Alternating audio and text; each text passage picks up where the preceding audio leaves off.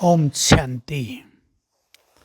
ईश्वरीय खजाना ग्रुप के सभी भाई बहनों को बहुत बहुत याद प्यार। सभी बेफिक्र बादशाहों को नमस्ते। आप सभी और जो भी भाई बहनें जुड़े हुए हैं सभी को अपनी हेल्थ का भी बहुत ध्यान रखना है, क्योंकि अगर हमारी हेल्थ अच्छी होती है, शरीर में एसिडिक प्रॉब्लम, गैस्ट्रिक प्रॉब्लम नहीं होती, पेट हल्का रहता है, तो योग में भी आनंद आता है, पुरुषार्थ में भी आनंद आता है, सवेरे उठने में भी सहजता और सुखद अनुभूति होती है। यदि हमने रात को भारी भोजन कर लिया होता है तो उसका इफ़ेक्ट सवेरे अवश्य पड़ता है, उससे बीमारियां होती हैं। कई मनुष्य बहुत कुछ खाते रहते हैं, तला हुआ बहुत खाते हैं, मिठाइयाँ बहुत खाते हैं, दूध की चीज़ें बहुत लेते हैं। ठीक है, एक आयु होती है जब तक मनुष्य इन चीज़ों को हजम कर लेता है, पर जैसे ही आप देखें कि ये चीज़ें आपको नुकसान करने लगी हैं, मैं समझता हूँ 40 साल के बाद अपनी डाइट को पूरा बदल लेना चाहिए, और 60-65 साल के बाद तो और भी बदल लेना चाहिए। मैं कुछ चीज़ें आपके सामने रख रहा हूँ। मैं मेडिकली एक्सपर्ट तो नहीं हूँ, लेकिन जो अनुभव होते हैं, जो लोगों की बातें आती हैं, उससे एक तो हर एक के शरीर की आंतरिक रचना अलग अलग है, इसलिए हर व्यक्ति सेम प्रिंसिपल, सेम सिद्धांत फॉलो नहीं कर सकता। सभी की रचना अलग अलग होने के कारण, सभी का वर्क अलग अलग होने के कारण, सभी की ब्रेन की स्थितियां अलग अलग होने के कारण, साथ में शरीर पहले से कैसा है, किसी को कोई बीमारी शुरू से ही लग गई है वो भी एक कारण है, किसी को बड़े होकर कोई बीमारी लगी है, कोई ऐसा भी है गर्भ से ही कोई कमी, जिसको डेफिशिएंसी कहते हैं, शरीर में कोई कमी लेकर आया है, किसी में कोई शक्ति है शरीर में। उस अनुसार हमें स्वयं के स्वयं ही डॉक्टर बनना चाहिए। इसलिए रात का भोजन हल्का हो, आयु बढ़ने के साथ जीभ पर कंट्रोल, स्वाद इंद्रिय को वश में रखना, इसकी परम आवश्यकता है। शाम को भोजन भी जल्दी खा लेना चाहिए।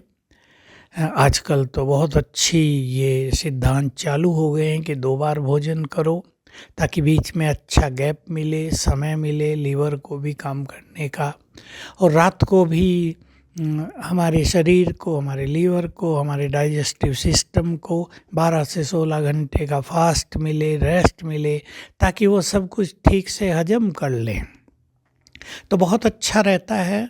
कोई 12 घंटे फास्टिंग कर लेता है, मान लो 6 बजे से हमको भोजन खाया तो सवेरे 6 बजे तक चाय भी नहीं पिएंगे, उसके बाद पिएंगे।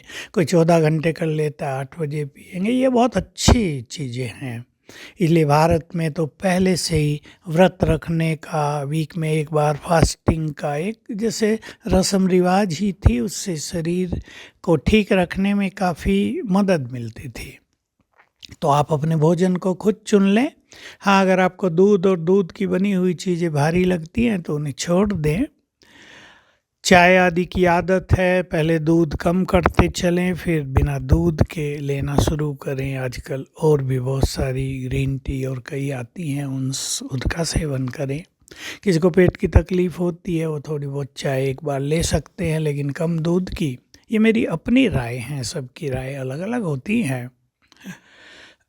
2 बार भोजन करना है। जो बुजुर्ग हो गए हैं 75 साल, 80 साल, 70 साल, उन्हें तो चाहिए एक बार फुल भोजन करें, एक बार फ्रूट्स लें, शाम को बहुत हल्का ले लें। ऐसी दिनचर्या भी उनके लिए बहुत ही उपयोगी सिद्ध होती है। फिर भी आपका वर्क कैसा है? आप बहुत हार्ड वर्किंग हैं, आपको 3 बार भोजन चाहिए तो लेना चाहिए।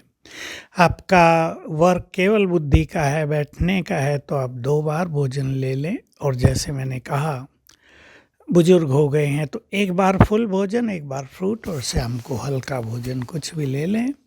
पपीता आदि खा लिया। किसी को दूध हजम हो रहा है, दूध ले सकते हैं, गाय का हल्का पतला ले सकते हैं, भैंस का हो तो। ऐसी अपनी दिनचर्या को सेट कर लेना चाहिए। मैं एक बात और कहना चाहता हूँ, कई लोग बता देते हैं कि भाई हमें डॉक्टर्स कहते हैं कि केवल जूस पे रहो। 8 बार जूस पी लो, ठीक है। कईयों को वो सूट करता है, जिसको हार्ड वर्क होता है उसको सूट नहीं करता। अभी यदि आप कुमारी हैं या सिंगल हैं, आप 8 बार जूस बनाएंगे तो सारा दिन आपका उसी में बीत जाएगा। सामान इकट्ठा करना, बनाना, धुलाई, सफाई, ज्ञान योग आपका पीछे छूट सकता है, वर्क में भी दिक्कत आ सकती है। इसलिए आपको खुद सेट करना है कि हमें क्या करना है, किस तरह से अपने भोजन को सेटिंग करनी है। हाँ, शाम को अगर आप 6-7, 7:30 तक भी खा लें तो अच्छा होता है। बहुत देर खाने से तो नुकसान ही होते हैं। लेकिन कुछ बहनों की समस्या, उनके पति बहुत देर से आते हैं अपने कामकाज से और वो उनसे पहले भोजन नहीं कर सकती, तो उनको कठिनाई होती है। ऐसे में आप थोड़ा हल्का भोजन करेंगे, डाइजेस्टिव करेंगे, उसके बाद वज्रासन पे बैठ सके तो बैठ जाए, नहीं तो 20 मिनट सीधा लेट जाए, वो हजम हो जाता है। ऐसी आप अपनी दिनचर्या की सेटिंग कर लें तो काफ़ी अच्छा रहेगा। बाकी हर एक को खुद का डॉक्टर खुद ही बनना है। हर एक अपने को जितना अच्छी तरह जानता है कोई दूसरा नहीं जान सकता। तो अगर आप भोजन को ही अपनी डाइट वो दवाई बना लेंगे, डाइट को दवाई बना लेंगे, तो दवाइयों को भी डाइट नहीं बनानी पड़ेगी। आपको बहुत सारी दवाइयों के अधीन रहना नहीं पड़ेगा। मैं ये तो नहीं कहूँगा कि आप कुछ भी मेडिसिन न खाओ। अगर आपको ज़रूरत है मेडिसिन आप लेते रहें, लेकिन अगर आप ऐसी दिनचर्या आप फॉलो करेंगे और एक्सरसाइज आदि करेंगे, घूमने फिरने का भी रखेंगे, तो आपको अपने हेल्थ को अच्छा रखने में काफ़ी अच्छी मदद मिल जाएगी और आप स्वास्थ्य लाभ ले सकेंगे। ईश्वरीय खजाना ग्रुप के सभी सदस्यों को भी बहुत बहुत शुक्रिया जिन्होंने ऐसा अभियान चलाया है, क्योंकि इससे फ़ायदे तो होते ही हैं, बहुतों के फ़ायदे सामने आ रहे हैं। डायबिटीज़ कम हो रही हैं, शुगर ठीक, और वो हाई बीपी ठीक हो रहे हैं, बीपी नॉर्मल हो रहा है। ऐसी कई चीज़ों में बहुत फ़ायदा हो रहा है। जो इनक्योरेबल डिजीज़ हैं, जिनका इलाज नहीं होता, वो भी कम होते होते समाप्त हो रही हैं। तो बहुत अच्छी चीज़ है। लेकिन मैं पुनः रिपीट करूँगा, अपने डॉक्टर खुद बने। सबकी अलग अलग राय होती है, मेरी भी ये राय है, लेकिन आपको अपने डॉक्टर बनकर अपनी डाइट का चार्ट खुद सेट करना है, ताकि आप कमज़ोर भी ना हो जाएं, शरीर बहुत पतला भी ना हो जाए, आप ठीक ठीक भी दिखें। मोटाई तो इससे ठीक हो ही जाएगी और आप चुस्त दुरुस्त भी रहें। Thank you very much. ओम शांति।